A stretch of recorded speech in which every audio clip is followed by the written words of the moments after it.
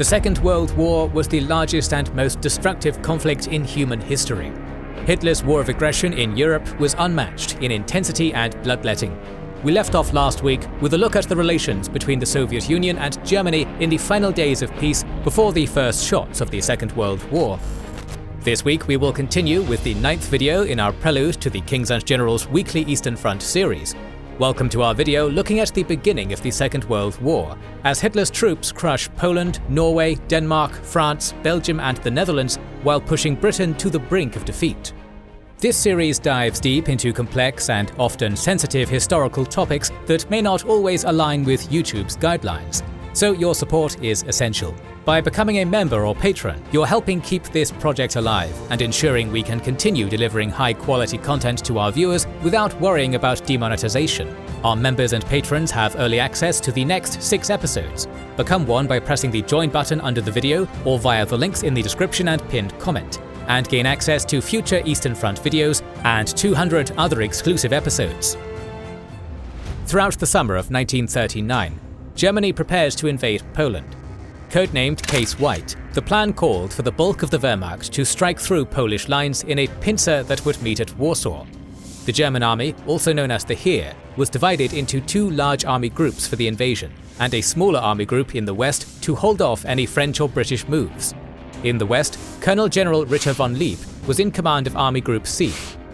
He was designated to defend the West Wall, which stretched from Duisburg in the north to Mainz in the center and the Swiss border in the south. For this task he was given a token force, though nominally he had 3 field armies, the 1st, 5th and 7th, under his command. However, these were mostly empty shells, designed to give the impression of much larger forces to intimidate the French and British. There were no tanks available in the west. Lieb's troops were only supported by Luftwaffe reconnaissance and anti-aircraft elements. In the Polish theatre of operations, the army was divided into 2 groups for the invasion. The main effort was placed in the hands of Colonel General Gerd von Rundstedt at the head of Army Group South. He was to drive his troops from Silesia in an upward swing to Warsaw, through Lodz. Rundstedt had 3 field armies, the 8th, 10th and 14th, as well as the majority of the panzer divisions. There were only 6 panzer divisions in the entire army at this time. There were also the 4 Leichter or light divisions, each of which possessed a single panzer battalion married to an infantry brigade and an artillery regiment. These amalgamated divisions had only 39 tanks. They possessed more mobility than a standard infantry division, but were around half the size of the motorized infantry division, which had no tanks. Rundstedt was given command of all 4 light divisions, the 1st, 2nd, 3rd and 4th. Additionally, he had 4 of the 6 panzer divisions, the 1st, 2nd, 4th and 5th. The other army group in the Polish theatre was Army Group North, under Colonel General von Bock. He had 2 field armies under his command, the 3rd deployed in East Prussia, poised to strike south and meet Army Group South in Warsaw, and the 4th Army in Pomerania, with the goal to close the Polish corridor. Bock was given a motorized corps under General of Panzer Troops Guderian, with 1 panzer division. He was also given Panzer Division Kempf, an amalgamated task force of panzer and SS regiments that was not quite the strength of a regular division.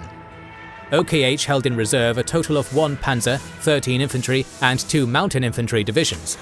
11 of the 13 infantry divisions were held in strategic reserve in case of a major effort in the west that threatened Army Group C. The remaining forces were allotted as reserves for the Polish campaign. In total, the Germans were bringing a formidable force. 1,500,000 men were joined by 2,750 tanks and 9,000 artillery pieces of all sizes. To face the array of German troops in the west, the Poles mustered 7 field armies and an independent corps. 1 field army was held in reserve, with divisions around Warsaw and Sandomierz. This represented the vast majority of the Polish forces, but many units were still mobilizing when the Germans struck. On September 1st, 1939, at approximately 4:45 in the morning, Hitler's war machine was unleashed. The UK and France had spent the year promising aid to the Polish government. Now they hesitated. It was not until the 3rd of September that they managed to make a declaration of war. In the meantime, the Wehrmacht was advancing. Every hour counted when Polish cities were being bombed and German tanks were encircling the best of the Polish army. By September 8th, the 4th Panzer Division was fighting in the outskirts of Warsaw. The French had not even finished mobilizing yet. By September 15th, Warsaw was encircled, and the battle for Poland was all but over. In the previous days, Hitler had queried the Soviets as to their motivations regarding Poland.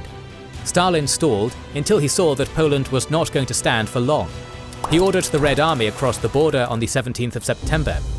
Two army fronts had been organized for the invasion. These were the Ukrainian and Belarusian fronts. These were ad hoc organizations, to which were tasked a mishmash of units, ranging from independent brigades to full field armies. The primary force was three mobile groups, essentially army-sized elements of tank, cavalry, and motorized infantry. These groups were born out of Stalin's desire to have Soviet troops advance as far as possible into Polish territory. Stalin was hoping to minimize the need to rely on German withdrawals to meet the demarcation lines proposed in the Molotov-Ribbentrop Pact, thereby avoiding any potential conflict. The Poles, already on the verge of collapse, rapidly fell back in the face of this new aggression. On September 27th, a German delegation met with Molotov to consider modifying the original plans of the division of Eastern Europe. After a few days of deliberation and negotiations, a change was accepted. Lithuania had been assigned to the German sphere of influence under the original treaty, but was now given over to the Soviet Union. In exchange, Lublin and all of Warsaw were now given to the German sphere. The campaign ended on the 6th of October. The last Polish resistance ended with the surrender of General Kleeberg at Kock between the Bug and Wieprz rivers. It was a mere 35 days since the German invasion. Poland was crushed. No one seriously expected the Polish army to defeat the Germans, but such a quick victory was unexpected as well. The French commander-in-chief, General Gamelin, had advised his government that he expected resistance to last at least until the spring. The campaign was over quickly, but it was not easy, and it cost the Heer a significant amount of men and material. The Heer had suffered something in the range of 50,000 casualties, dead and wounded. These were relatively light casualties for a campaign of this breadth, but every loss hurt a German army built on the back of a small, experienced corps of non-commissioned and commissioned officers. They also lost an estimated 200 tanks. This was less harmful to the overall health of the army than the personnel losses, because many of the lost tanks were the older Panzer I and II types. It also demonstrated issues in the organization and tactics of the panzer divisions. It would take time to make good the losses incurred and to fully absorb the lessons learned. Even before the fighting was up in Poland, Stalin had started his moves on the Baltic states. He intended to establish Soviet dominance in the areas given to him by the Molotov-Ribbentrop Pact just a few weeks earlier. Under the threat of invasion, Estonia, Latvia, and Lithuania signed agreements to allow Soviet troops to be based inside their borders. This was just a prelude, and in the summer of 1940, Stalin ordered the occupation of the three countries. By August, all three had been incorporated as member republics of the Soviet Union. The Finns were able to resist the Soviet advances, and this resistance led to the Winter War in late 1939. The Soviet Union ended up annexing some Finnish territory, but it cost them dearly. If you want to learn more about this conflict, check out our special documentary that covers the entire war. It's nearly 2 hours long and packed with background, operational history, and the aftermath of the war. Now that Poland has fallen, it was the turn of the West. Gamelin tried to use the intervening weeks to continue the mobilization of the army, and directed a limited offensive in the Saar in the first days of the war. This was a very limited effort indeed, involving units from 3 field armies. The offensive, such as it was halted after a short distance of only a few miles. They would stay put until October 16th, when the French pulled back in the face of a meek German counterattack. There would be no more fighting in the West for the remainder of 1939. This had been Germany's weakest moment since 1936, and the French had backed down from the opportunity. Whether this was due to incompetence, a lack of will, or poor intelligence is unknown. The Wehrmacht began its transfer from the east and preparations for operations in the west. As winter approached, Hitler turned his eye to the north. Germany relied on Swedish iron ore for its industry, and during the winter this was transported through Norway before being loaded on ships destined for Germany. This route was susceptible to Royal Navy interference as the ships traversed the North Sea instead of the much more secure Baltic. Denmark and Norway had to be secured to prevent this. Operation plans were drawn up and prepared for early 1940. The date was set for a simultaneous attack on Denmark and Norway in early April. It was also decided the Scandinavian countries must be secured before the attack against France and the Low Countries could go ahead. The invasion began on April 9, 1940. Denmark fell quickly after an assault by 2 German divisions and an independent brigade. Resistance lasted just under 5 hours in the little country. it would remain occupied for the next 5 years. The fight for Norway was a much more involved affair that would take weeks to reach its conclusion. However, the end result was rarely in doubt. The Germans committed 5 divisions with full naval and air support. The Norwegians were caught off guard, were poorly armed, and had to deal with internal strife as an internal coup was launched. This coup essentially failed, but it resulted in Norway becoming little more than a puppet state to Berlin. In Moscow, Stalin breathed a sigh of relief. He had been worried that the Allies might tie the Soviet Union into the larger war in the aftermath of the Winter War. With the occupation of Norway by the Germans, it was clear that any opportunity for the Allies to attack the Soviets had passed. The fighting in Norway wouldn't end until early June, but the area was secured enough that Hitler felt comfortable with going ahead in Western Europe.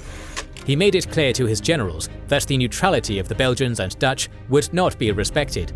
Initial planning for the invasion of France envisioned a replay of the Schlieffen Plan of 1914. This plan was scrapped in favour of a plan developed by the relatively junior Lieutenant General Manstein. This plan called for a surprise thrust through the Ardennes forest, with a feint in the Low Countries to draw the Allied army out of France. Then, the majority of the panzer divisions would strike through the Ardennes in an attempt to cut the Allied armies off from France. This would allow for the grand encirclement that had been at the root of German military strategy since the end of the Napoleonic Wars. On May 10, 1940, this plan was put into motion. The Allies bought the ruse of the push into Belgium and the Netherlands by the secondary German effort under Bock. Rundstedt again commanded the main thrust. This time, much of the panzer force was grouped under a new type of organization, the Panzer Group. This was an army-sized command, which would be the new standard for operational command of mobile troops during the rest of the war. This first Panzer Group was named Panzer Group Kleist for its commander, General of Cavalry von Kleist. Future Panzer Groups would be numbered.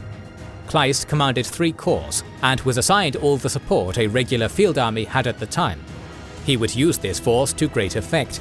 The panzer divisions drove to the sea, cutting off the entire British Expeditionary Force and Belgian armies, as well as the best of the French army. This vast encirclement was the first encounter of the old-style Allied armies to the doctrine of mobile encirclement and combined arms warfare. They paid dearly for this lesson.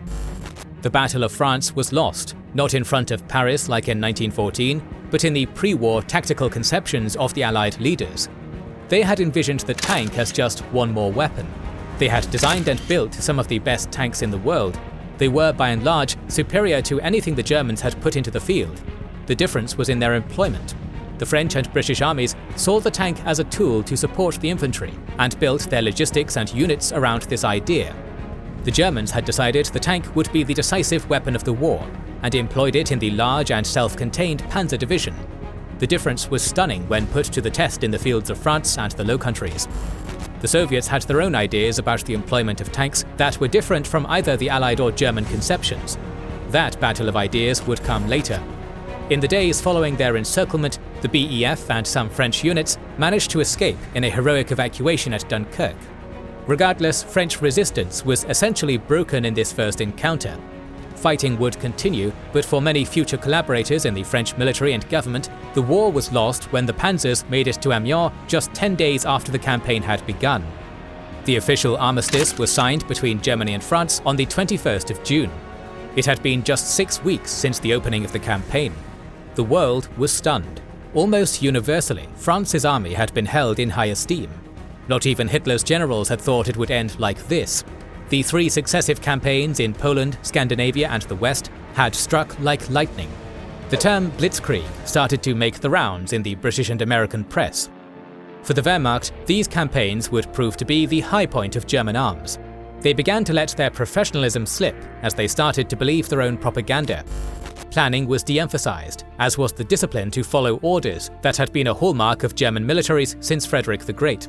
Insubordination would prove to be a problem in future campaigns. The reaction in the Soviet Union was shock and denial. Stalin had built his entire plan in the last year around a protracted war in the West. Now, with France out of the war and the UK apparently tottering, recalculations had to be made. The Red Army was still struggling to understand its own failures in the Winter War with Finland. A reorganization had been started in the wake of that debacle. Now a measure of panic set in. The Red Army started significant redeployments to the western military districts by late summer. Hitler told his generals on July 21st to prepare plans for an invasion of the Soviet Union. Tensions were rising, and it was a race against time for both sides to begin preparations. This concludes our discussion for this week. Next week we will go over Soviet plans to defend the country from a German attack. Stay tuned, and remember, this is just the prelude to the Eastern Front of World War II series. Don't forget to subscribe, comment and share this video, it helps immensely. Our patrons and YouTube members can watch more than 200 exclusive videos. Join their ranks via the link in the description or by pressing the join button under the video to watch these weekly videos, learn about our schedule, get early access to our videos, access our private Discord and much more. This is the Kings and Generals channel, and we will catch you on the next one.